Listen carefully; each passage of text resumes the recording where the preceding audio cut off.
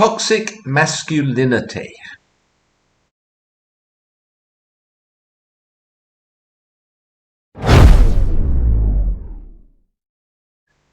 I have very little trouble identifying what I would call toxic masculinity, but let's look at a couple of definitions of that term. The American Psychological Association, the APA, defines it as follows.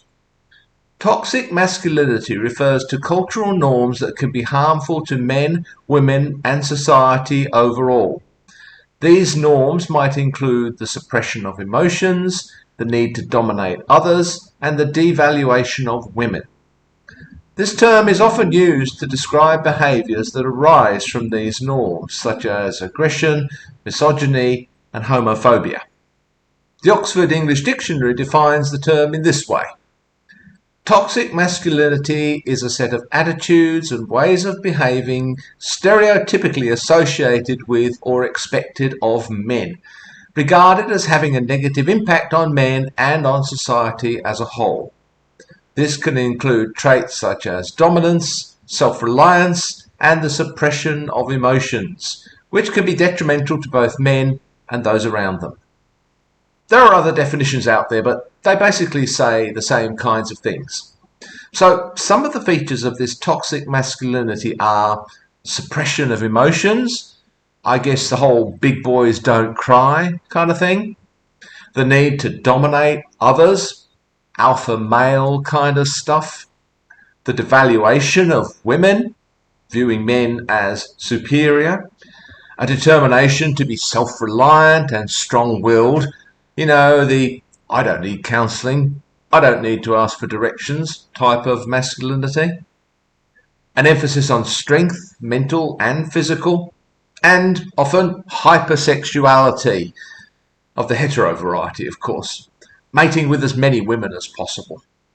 This can lead to aggression, misogyny, homophobia, and violent and abusive behaviour in many forms. Of course, men who adopt such values and attitudes would probably deny that there's anything toxic about them. They would probably argue that these are simply traditional values, that they're seeking to reclaim lost masculinity. They probably see themselves as a threatened group, as an oppressed group. They would also probably deny that any harmful behaviours flow from these attitudes and values. It's not difficult to identify prominent men who exhibit many, if not all, of these traits. One who immediately comes to mind, largely because he's been in the news again lately, is the former professional kickboxer Andrew Tate. He hasn't really come across my radar very much, but he has been in the news again in connection with additional human trafficking charges. He appears to have quite a large following and is often held up as an example of this kind of masculinity. Many of the things he's said over the years have been removed from social media, and his access to social media platforms has been restricted over time. But a few quotes from him are still floating around. In a podcast called Fresh and Fit, he's quoted as saying, "I'm not saying that a man owns a woman in the sense that she's his property, but the idea of the woman being the man's possession in a way is a very traditional concept, and I think it's something that can work very well if both people agree to it." He's arguing in favour of a traditional patriarchal view of relationships in which men are the protectors and providers, and women are expected to be submissive and loyal to their male partners. At least he does add, if both people agree to it. But I hardly think that this is even close to being a good model for some kind of ideal relationship between a man and a woman. He's reported as having said, "Men who do not cheat on their girlfriends are basically losers." He seems to argue in general that men are naturally polygamous and that being faithful to one partner is a sign of weakness or of being unsuccessful as a man. Again, the source of these ideas is this Fresh and Fit podcast. He's quoted as having said, "If you put yourself in a position to be raped, you must bear some responsibility. I'm not saying that it's okay you got raped." Glad to hear that. "No woman should be abused. However, with sexual assault, they want to put zero blame on the victim whatsoever." This is from a series of tweets, obviously long ago deleted, but which have been quoted in several articles. Obviously, it's seen as a form of victim blaming. If a woman gets drunk or wears provocative clothing, she bears some responsibility if, she should happen to be sexually assaulted. So I guess by owning possessions, you're partly responsible for being robbed. And imagine if you left the door unlocked. If you're alive, I guess you're partly responsible for your own murder, especially if you were carrying anything with you that someone else might want to take. One more quote from Andrew Tate. You can't be responsible for something that doesn't listen to you. You can't be responsible for a dog if it doesn't obey you, or a child if it doesn't obey you, or a woman who doesn't obey you.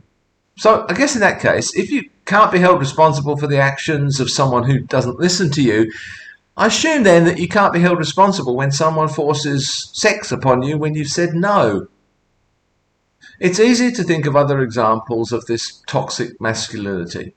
Donald Trump comes to mind with all his pussy grabbing, although the idea that he is anyway superior to men in general is somewhat laughable in his case. Jeremy Clarkson, the former BBC presenter of Top Gear, he also comes to mind. Harvey Weinstein, Joe Rogan. I also think of someone like Tucker Carlson. Here's some quotes from him. Feminism is a totalitarian movement. They want to destroy men. It's hard to overstate how much modern society's dysfunction is driven by a kind of toxic feminism that's very, very hostile to men. Men have been encouraged to become weaker and more feminine, and that has consequences. We are seeing those consequences play out in terms of increased violence. I can't help thinking that these men would view Gilead from Margaret Atwood's novel The Handmaid's Tale as some kind of paradise on earth. But again, I find it somewhat laughable if Tucker Carlson intends to hold himself up as some kind of real man. Would he regard himself as potentially the alpha male in this ideal society? These statements all express a concept of masculinity that I would regard as toxic. I have no doubt at all that someone like Andrew Tate would regard someone like me as weak, as not really a man. But these ideas are not about liberating men from some kind of oppression as if they're now a minority group that's endangered. They're about maintaining a position of supremacy, of power and privilege for men in society, one that they've enjoyed for thousands upon thousands of years. Personally, I don't think men have ever shown throughout history that they actually deserve such a position.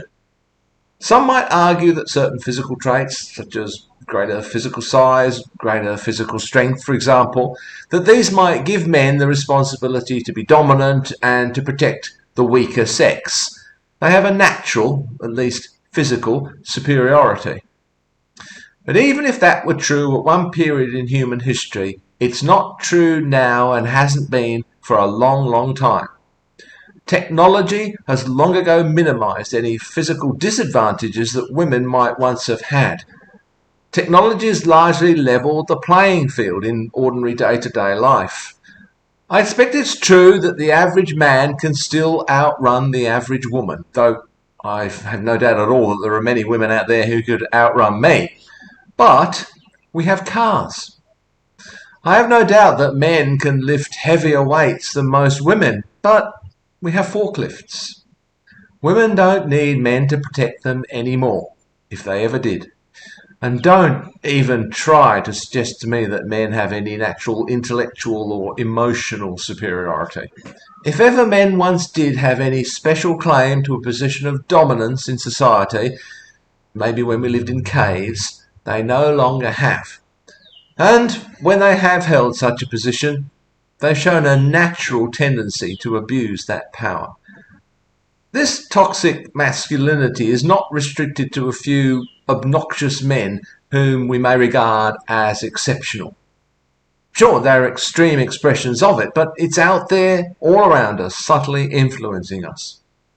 I can say, as a man, that I feel some invisible pressure that tries to tell me that as a man I should be good at some particular tasks that I'm not even slightly good at, that I should enjoy certain hobbies and activities, in which I have not the slightest interest. And that, of course, I should avoid certain other activities and interests. That I should prefer certain books, music, movies more than others. I'm sure women get this too, pushing them in the other direction. Screw any man, woman, or God who tells me what activities, jobs, hobbies, books, movies, and so on that I should enjoy if I'm to be a real man.